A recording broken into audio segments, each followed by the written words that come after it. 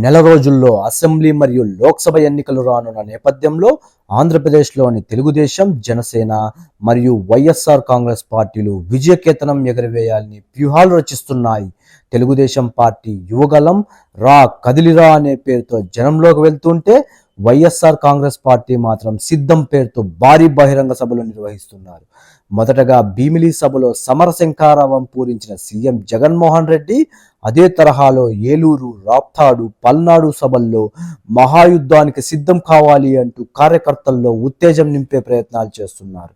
మహాయుద్ధం అంటే ఇక్కడ ఎన్నికల సమరం. ఈ 5 ఏళ్లలో తమ పార్టీ చేసిన అభివృద్ధి పనులను ఈ సభా వేదికగా ఏపీ ప్రజలకు వివరిస్తున్నారు. ఎన్నికల వేళ వైసీపీ సిద్ధం సభలను ప్రతిష్టాత్మకంగా నిర్వహిస్తోంది. సీఎం జగన్మోహన్ రెడ్డి తాము చేసిన అభివృద్ధి పనులు, సంక్షేమ పథకాలే కాకుండా ప్రతిపక్ష, విపక్ష పార్టీల మీద తీవ్ర స్థాయిలో విమర్శిస్తున్నారు.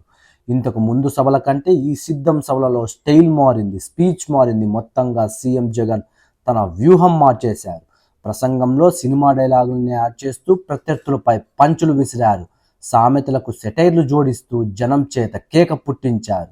ఈ కుర్చీ మడత పెట్టే సాంగ్ ఏదైతే ఉందో అది ఏపీ పొలిటికల్ సర్కిళ్లను షేక్ చేస్తోంది. పార్టీ ఏదైనా, సభ ఎక్కడైనా, లీడర్ ఎవరైనా ఈ డైలాగును తెగ మడతేస్తున్నారు. పదే పదే ఇదే డైలాగుతో జనాన్ని ఆకట్టుకునే ప్రయత్నం చేస్తున్నారు. సిద్ధం సభలు ఒకదాన్ని మించి మరొకటి అన్న విధంగా సాగుతున్నాయి. ఎన్నికల సమరశంఖారావం పూరించిన భీమిలి సభలో 5 లక్షల జన సమూహాన్ని గ్యాదర్ చేశారు. ఉత్తరాంధ్రలోని 34 నియోజకవర్గాల నుంచి వైసీపీ శ్రేణులు పెద్ద సంఖ్యలో తరలివచ్చారు. సభ నిర్వహించిన సంఘివలస ప్రాంగణం జనసంద్రంగా మారిపోయింది. భారీ ఎత్తున తరలివచ్చిన పార్టీ అభిమానులు, కార్యకర్తలతో సభాస్థలి నిండిపోయింది. ఈ సందర్భంగా పార్టీ శ్రేణులను ఉద్దేశించి సీఎం జగన్మోహన్ రెడ్డి ఉద్వేగంగా ప్రసంగించారు. ఈ సందర్భంగా జగన్ మాట్లాడుతూ, ఈ యుద్ధంలో 175కి 175 సీట్లు మరియు 25కి 25 సీట్లు గెలిపే లక్ష్యమన్నారు.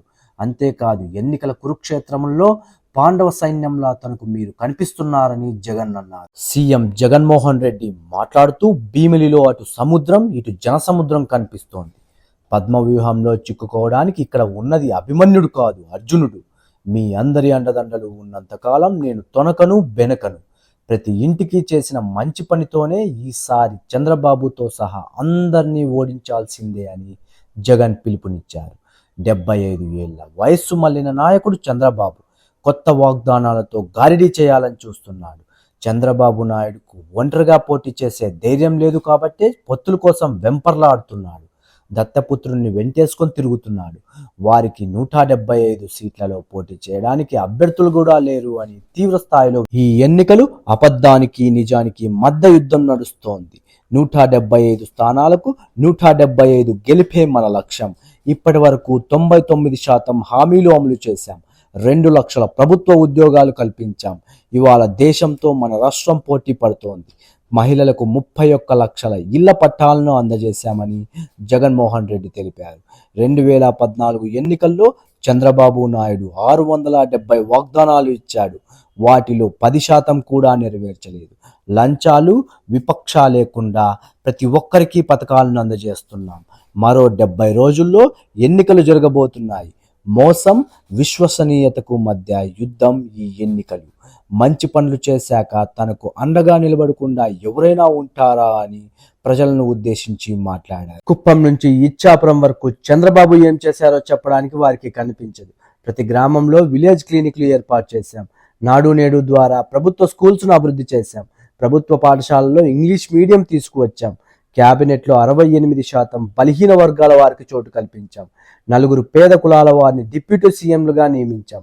ఏకంగా 2.5 లక్షల కోట్లు అక్కా చెల్లెమ్మల ఖాతాల్లో జమ చేశాం. రుణమాఫీ చేస్తానని చంద్రబాబు రైతులను నిలువునా ముంచాడు. పేదలకు ఒక్కటంటే ఒక్క ఇళ్ల పట్టా కూడా ఇవ్వలేదు.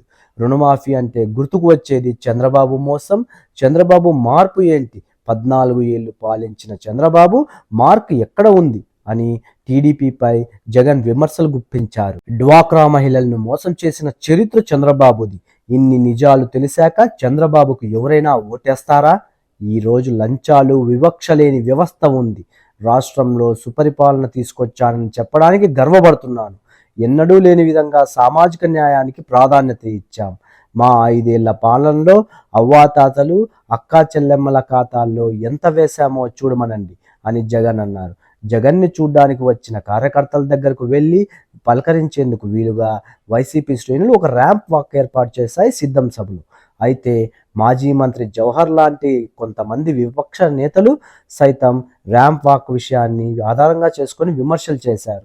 శిలువ ఆకారంలో ఏర్పాటు చేసిన ర్యాంప్ వాక్ మీద జగన్ నడిచారని, సీఎంకు పాపం చుట్టుకుంటుందని వ్యాఖ్యానించారు. తన చర్యలతో సీఎం జగన్ క్రైస్తవ సమాజాన్ని అపహాస్యం చేశారని మండిపడ్డారు. యేసు ప్రభువు పవిత్రమైన శిలువను మోస్తే అలాంటి శిలువ ఆకారం మీద జగన్ నడిచారంటూ ఆగ్రహం వ్యక్తం చేశారు. టీడీపీ నేతల విమర్శలతో పాటు సోషల్ మీడియాలోనూ దీనిపై కొంతమంది నెటిజన్లు విమర్శలు గుప్పించారు. అయితే విమర్శలను పరిగణలోకి తీసుకున్నారో ఏమో తెలియదు కానీ దెందులూరు సభలో మాత్రం ర్యాంప్ వాక్ను మార్చేశారు. దెందులూరు సభలో వైసీపీ గుర్తు అయిన ఫ్యాన్ ఆకారంలో ఉండే ర్యాంప్ వాక్ను ఏర్పాటు చేశారు. దీని మీదుగానే వెళ్లి సీఎం జగన్ వైసీపీ కార్యకర్తలకు అభివాదం చేశారు. ఏలూరు జిల్లా దెందులూరు సభ వేదికగా టీడీపీ జనసేనలపైన విమర్శలు గుప్పించారు. రామాయణం మహాభారతంలో ఉన్న విలన్లు ఇప్పుడు చంద్రబాబు అండ్ కో రూపంలో ఉన్నారన్న జగన్ వారి నుండి అర్జునుడు లాంటి తనను ప్రజలే రక్షిస్తారని అన్నారు. తానెప్పుడూ ఒంటరిని కాదన్న జగన్ విపక్షాల సైన్యం పొత్తులు అయితే తనకున్న తోడు ధైర్యం ప్రజలు దేవుడేనంటూ భావోద్వేగానికి గురయ్యారు. గుంపులుగా వస్తున్న విపక్షాలతో పోరాటానికి తాను సిద్ధమని, కార్యకర్తలు కూడా సిద్ధమా అంటూ ఆవేశంగా ప్రసంగించారు. పద్మవ్యూహంలో చిక్కుకోవడానికి ఇక్కడ ఉంది అభిమన్యుడు కాదు అర్జునుడు అని, ఇప్పుడు జరుగుతున్న ఎన్నికలు కురుక్షేత్ర యుద్ధాన్ని తలపిస్తున్నాయి అని చెప్పుకొచ్చారు. ఇప్పటికే 2 సభలను నిర్వహించిన వైసీపీ అంతకు మించి అనే స్థాయిలో రాప్తాడులో సభ నిర్వహించింది. సీమ నుంచి సభకు పెద్ద సంఖ్యలో ప్రజలు తరలివచ్చారు. రాప్తాడు జనసంద్రమైంది. వైసీపీ శ్రేణులు కార్యకర్తలతో నిండిపోయింది. రాయలసీమ 4 ఉమ్మడి జిల్లాలు అనంతపురం, చిత్తూరు, కర్నూలు, కడపలో ఉన్న 52 అసెంబ్లీ నియోజకవర్గాల నుంచి నేతలు కార్యకర్తలు పెద్ద ఎత్తున తరలివచ్చారు. రాప్తాడు సభ కోసం బైపాస్ రోడ్డు దగ్గర సుమారు 250 ఎకరాల మైదానంలో సిద్ధం సభ కోసం భారీ ఏర్పాట్లు చేశారు. 300 మంది కూర్చునేలా సభా వేదికను సిద్ధం చేశారు. పార్టీ కార్యకర్తల కోసం 100 గ్యాలరీలను ఏర్పాటు చేశారు. పరిసర ప్రాంతాల్లో 16 చోట్ల వాహనాలు పార్కింగ్ చేయవచ్చు. రాప్తాడు సభ నేపథ్యంలో హైదరాబాద్ బెంగళూరు జాతీయ రహదారిపై ట్రాఫిక్ ఆంక్షలు విధించారు పోలీసులు. బెంగళూరు నుంచి వచ్చే భారీ వాహనాలను కళ్యాణ్ దుర్గం మీదుగా మళ్లించారు. హైదరాబాద్ నుంచి బెంగళూరు వైపు వెళ్లే భారీ వాహనాలను ధర్మవరం మీదుగా మళ్లించారు. 3000 ఆర్టీసీ బస్సులను, స్కూల్ బస్సులను, ప్రత్యేక ప్రైవేట్ వాహనాలను వినియోగించారు. సభలో సీఎం జగన్ మాట్లాడుతూ రాప్తాడులో జన సముద్రం కనిపిస్తోందని అన్నారు. ఏపీలో పేదలకు పెత్తందారులకు యుద్ధం జరుగుతోందని అన్నారు సీఎం జగన్.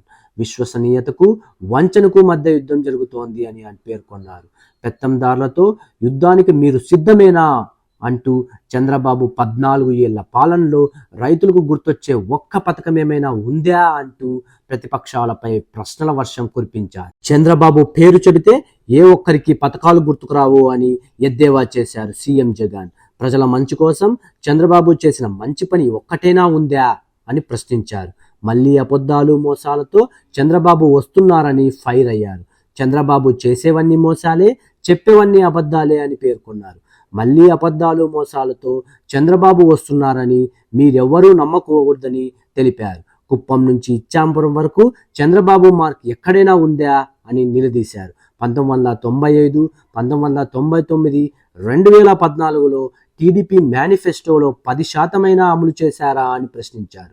రంగురంగుల మేనిఫెస్టోలతో మళ్లీ మోసం చేయడానికి బాబు వస్తున్నాడని, చంద్రబాబు పేరు చెబితే సామాజిక న్యాయం ఎవరికీ గుర్తుకురాదని చురుకలంటించారు. రాప్తాడు సభలో సీఎం జగన్ మాట్లాడుతూ ఫ్యాన్ ఇంట్లో తిరుగుతూ ఉండాలి, సైకిల్ ఇంటి బయట ఉండాలి, తాగేసిన గ్లాస్ సింక్లోనే ఉండాలన్న సీఎం జగన్ డైలాగ్కి సభ దద్దరిల్లింది.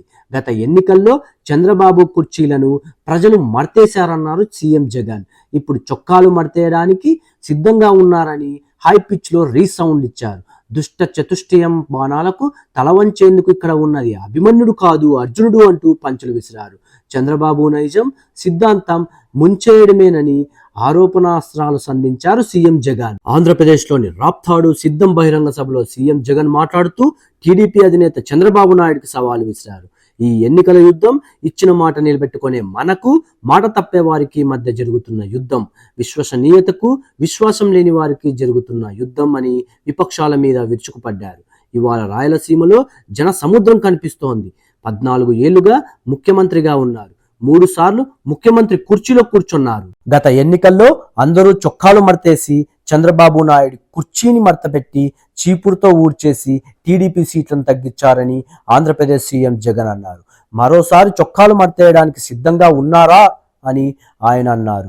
జగన్ సభలో చేసిన వ్యాఖ్యలపై టీడీపీ అధినేత చంద్రబాబు కౌంటర్ ఇచ్చారు. సీఎం జగన్తో చర్చించేందుకు నేను సిద్ధం, నాతో చర్చకు వచ్చే దమ్ముందా జగన్ అంటూ చంద్రబాబు సవాల్ విసిరారు. బూటకపు ప్రసంగాలు కాదు, దమ్ముంటే బహిరంగ చర్చకు రావాలి అని స్పష్టం చేశారు. సిద్ధం సభల ద్వారా ఇంతలా రెచ్చిపోతున్న సీఎం జగన్మోహన్ రెడ్డికి విపక్ష మరియు ప్రతిపక్ష పార్టీలు ఏమంటున్నాయి? ఇంతలా జన సమీకరణ చేయడానికి కారణం బీజేపీతో పొత్తు కోసమేనా? మరి జాతీయ మీడియా కవర్ చేసేలా ప్రచారం ఎందుకు? వై నాట్ 175 ఫార్ములా వర్కౌట్ అయ్యిందా? అసలు జగన్ మదిలో ఏముంది? ఎన్నికల్లో గెలవాలంటే సంక్షేమమా, అభివృద్ధా? అసలు ప్రజలు దేన్ని చూసి ఓటేస్తారో తెలుసుకోవాలి అనుకుంటున్నారా? అయితే watch my next episode series political talk by NK.